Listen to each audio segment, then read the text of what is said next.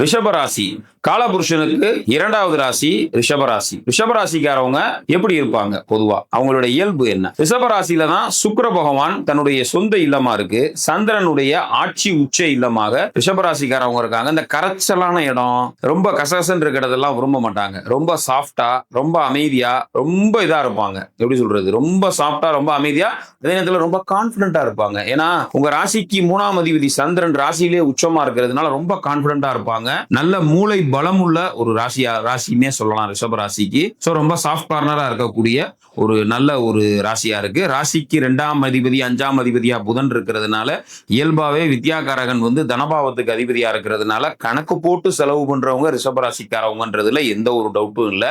ரிஷபராசிக்காரவங்க நல்ல உள்ளம் படைச்சவங்க, ரொம்ப நேர்மையா கரெக்டா இருப்பாங்க, நியாயமா இருப்பாங்க. இப்ப இந்த ராசிக்கு ராஜயோகாதிபதியா சனியே வர்றாரு. சோ சனி 9ஆம் இடம் 10ஆம் இடத்துக்கு அதிபதியா வர்றதுனால, தர்ம கர்மாதிபதியாவே சனி வர்றதுனால, சனி இயல்பாவே குலதெய்வ காரகன் என்பதால் சனி பகவான் நல்ல பாவத்துக்கு அதிபதியா இருக்கிறதுனால இந்த ராசிக்காரவங்களுக்கு குலதெய்வத்துடைய அருள் பரிபூர்ணமா நிச்சயமாக கிடைக்கும் என்பதில் எந்த ஒரு சந்தேகமும் இல்லை. ஏன்னா இந்த வருடம் பாருங்க, வருடக்கோள்களான சனி பகவான் 11ஆம் இடத்துல, ராஜயோகாதிபதி 11ஆம் இடத்துல, குருவின் வீட்டுல எக்ஸலண்டா இருக்கிறாரு. குருவோட பார்வையை ஜூன் மாசத்துல இருந்து வாங்க போறாரு. நல்ல பலனை சனி அள்ளி கொடுக்கறதுக்கு ரெடியா இருக்கிறாரு. ராகு கேது பாத்தீங்கன்னா கேந்திரங்கள்ல இருக்காங்க. 4ல கேது 10ல ராகுன்னு இருக்கு. இந்த வருடம் உள்ளா இருப்பாங்க.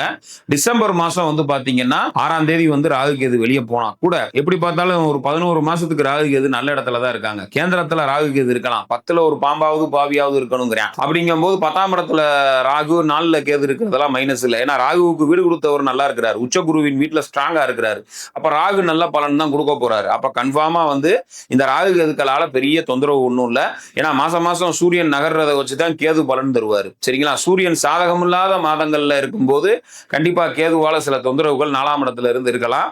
விநாயகர் வழிபாடு செய்வது காலச்சிறப்பு. விநாயகரை விடாம ஞாயிற்றுக்கிழமை போய் ஒரு அருகம்புல் மலையிட்டு ஒரு தீபம் போட்டு சாமி கும்பிடுறது 4ஆம் இடத்து கேதுவுடைய வேகத்தை குறைக்கும். அந்த 4ஆம் இடம்ங்கிறது ஒரு மாதிரி ஹெல்த் சம்பந்தப்பட்ட இடம் இல்லையா? அப்ப 4ல கேது இருக்கு அப்படிங்கும் போது நீங்க விநாயகர் வழிபாடு பண்றது காலச்சிறப்பு. ஹெல்த்துக்காக நீங்க எடுத்துக்கிற விஷயம், ஹெல்த்துக்காக நீங்க இப்ப ஒரு மருத்துவம் பார்த்துக்கிட்டு இருக்கீங்க. இப்ப மாத்து மருத்துவத்துக்கு போலாமா சார்? போலாம். சித்தா போலாம். இப்ப ஒரு இங்கிலீஷ் மருந்து பார்த்துக்கிட்டு இருக்கீங்க, குணமடையாம இருக்குன்னு வைங்களேன், சித்தா போய் நீங்க குணமடைகிறதுனா குணமடையலாம். அதுக்கான வழிவகைகளை இந்த கோச்சார பலன்கள் செய்யும். இப்ப கோச்சார ராசி பலன்கள் அனைத்துமே ரிஷபராசிக்கு பாத்தீங்கன்னா சாதகமா தான் இருக்கு. ஆனா பிறந்த கால ஜாதகத்துல தசாபுத்தியோட அமைப்பு எப்படி இருக்கோ அதை வைத்தே ரிஷபராசிக்கு நல்லவைகளோ அல்லவைகளோ தெளிவாக நம்ம சொல்ல முடியும். இப்ப நம்ம சொல்றது எல்லாமே கோச்சார பலன் தான். சரிங்களா?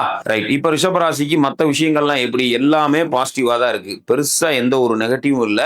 கணவன் மனைவிக்குள்ள 7ஆம் இடத்தை குரு பார்க்கறதுனால நல்லது. இயற்கை சுபர் 7ஆம் இடத்தை பார்க்கறது நல்லது. ஆனா உங்க லக்னத்துக்கு குரு அப்படி ஒன்றும் விசேஷமானவர் கிடையாது. இருந்தாலும் 7ஆம் இடத்தை குரு பார்த்தா கூட அந்த மாதக்கோள்ல அந்த செவ்வாய் இருக்கிறதுனால செவ்வாய் சரியில்லாம இருக்கும் பொழுது மட்டும் கொஞ்சம் கவனமா இருந்துக்கிறணும். முருகப்பெருமான வழிபடுறது காலச்சிறப்பு.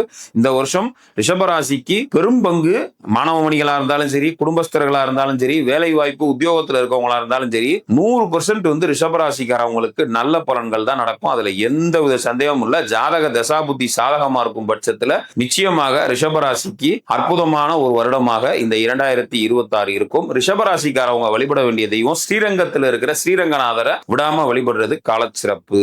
சரிங்களா? நன்றி.